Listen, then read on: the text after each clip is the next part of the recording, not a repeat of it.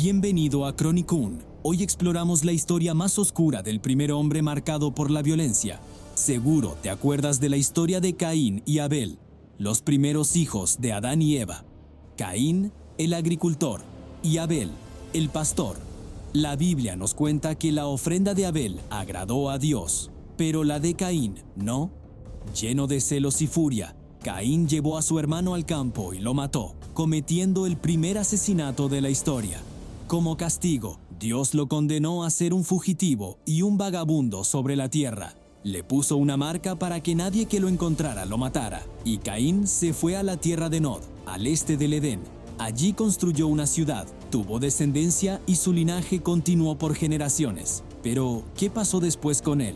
¿Cómo terminó la vida del primer asesino? Aquí es donde la historia se vuelve fascinante y misteriosa.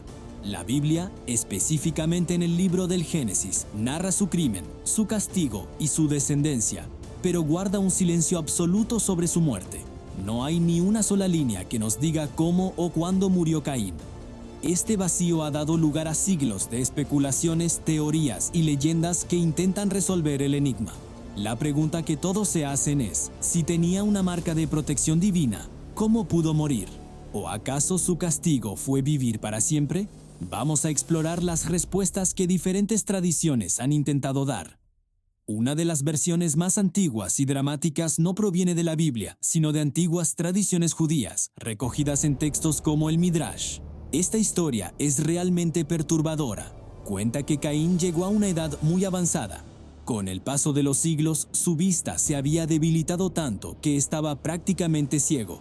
Un día salió a cazar acompañado de su descendiente, Lamec, quien era un arquero experto, y el hijo de Lamec, que le servía de guía. A lo lejos, entre los arbustos, el joven guía vio algo que se movía. No podía distinguir qué era, pero le pareció una bestia salvaje. Le avisó a Lamec, quien tensó su arco, y siguiendo las indicaciones del muchacho, disparó una flecha certera. Cuando se acercaron para ver su presa, el horror los invadió. A quien habían matado no era un animal, sino a su propio ancestro, Caín. La flecha había acabado con la vida del hombre que llevaba la marca de Dios. Al darse cuenta de la terrible tragedia que había cometido, Lamec, en un arrebato de desesperación y angustia, golpeó sus manos con fuerza. En ese gesto de dolor, accidentalmente golpeó a su propio hijo, el joven guía, matándolo también en el acto. De esta manera, según la leyenda, Lamec cometió un doble homicidio involuntario. La violencia que Caín había iniciado con su hermano Abel regresó a él de la forma más irónica y trágica posible, a través de su propia descendencia. El primer asesino murió a manos de un acto violento, cumpliendo un ciclo oscuro. Pero esta no es la única teoría. Existen muchas otras hipótesis sobre el final de Caín.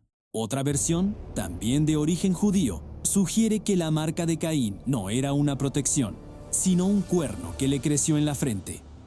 En esta historia, su casa se derrumbó sobre él, y el cuerno perforó su cabeza, causándole la muerte.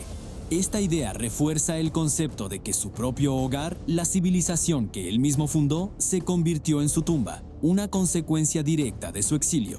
Otra interpretación, más simbólica, propone que Caín nunca murió físicamente. Su castigo fue una vida eterna de vagabundeo y remordimiento. Una inmortalidad llena de sufrimiento, convirtiéndose en una figura legendaria y errante, un espectro condenado a caminar por la tierra para siempre. Incluso hay quienes conectan a Caín con el famoso diluvio universal. Según esta teoría, Caín y su descendencia se volvieron tan corruptos y violentos que fueron completamente aniquilados por las aguas del diluvio, junto con el resto de la humanidad malvada de esa era. En este escenario, su muerte no sería un evento aislado, sino parte de un juicio divino a gran escala. Finalmente, una visión más moderna y secular sugiere que la historia de Caín no debe interpretarse literalmente. Sería una alegoría sobre la naturaleza humana, la violencia y sus consecuencias. En este sentido, Caín no muere, sino que representa la semilla de la violencia que persiste en la humanidad. Su muerte no es un evento físico, sino la superación de esa violencia a través de la justicia y la compasión. Como ves, el final de Caín es un lienzo en blanco que la humanidad ha llenado con sus miedos, su sentido de la justicia y su imaginación. Ya sea por una flecha perdida, el derrumbe de su casa o las aguas del diluvio, todas las historias coinciden en algo. La violencia que Caín sembró, de una forma u otra, volvió a él. ¿Cuál de estas versiones te parece más convincente? ¿Crees que fue un castigo divino o simplemente la consecuencia inevitable de sus actos? Déjame tu opinión en los comentarios.